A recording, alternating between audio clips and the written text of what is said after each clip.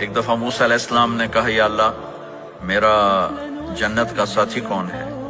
تو اللہ تعالیٰ نے فرمایا کہ وہ جو فلاں آدمی گوشت بیچنے والا۔ تو موسیٰ علیہ السلام بڑے حیران ہوئے کہ میرا ساتھی گوشت بیچنے والا، تو اس کو دیکھنے چلے گئے۔ دیکھا تو ایک عام آدمی جیسے گوشت بیچ رہا ہے ایسے ہی سارے بازار میں بیٹھا ہوا۔ جب شام ہوئی اس نے تھیلے میں گوشت کا ٹکڑا ڈالا اور گھر گیا تو موسیٰ علیہ السلام بھی ساتھ گئے۔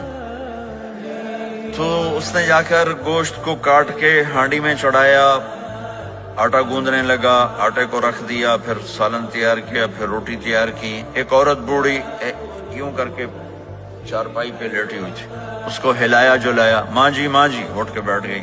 تو اس کو ہاتھ کا سہارا دے کے کھانا کھلایا، اپنے ہاتھوں سے کھلایا، کھلاتا رہا۔ جب اس نے کہا بس تو اس نے اس کا منہ صاف کیا، کلی کرائی۔ جب وہ لیٹنے لگی تو کچھ بولی، تو موسیٰ علیہ السلام دور کھڑے تھے، سمجھے نہیں کہ یہ کیا بول رہی۔ تو موسیٰ علیہ السلام نے پوچھا یہ کیا کہہ رہی تھی؟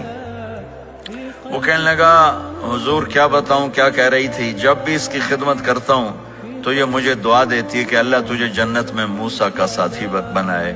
تو میں تو غریب کسائی ہوں، موسیٰ تو بہت بڑا نبی ہے۔